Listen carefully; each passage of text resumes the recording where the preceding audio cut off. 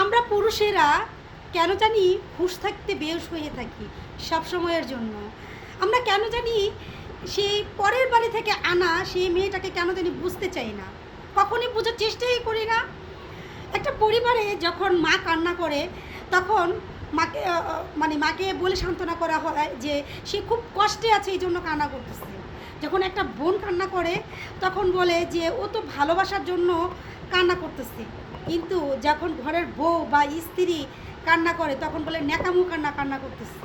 দেখেন ভাইয়া, আপনাদের উদ্দেশ্যে একটা কথা বলি, আপনার মার জন্য না আপনার বাবা আছে, আপনার বোনের জন্য না কোনো এক স্বামী আছে, আপনার মেয়ের জন্য তার স্বামী অবধারিত আছে। আল্লাহ সৃষ্টি যেহেতু করেছেন জোড়াও দিয়ে দিচ্ছেন।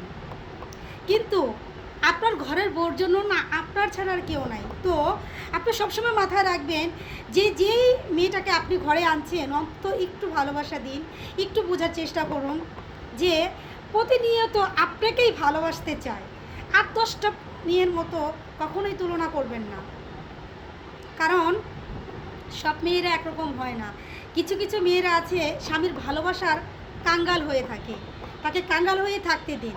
তা না হলে এমন একটা সময় আসবে তখন আপনি আর তাকে কাছে হাতটা ধরার সুযোগ পাবেন না। সময় থাকতে একটু বুঝুন।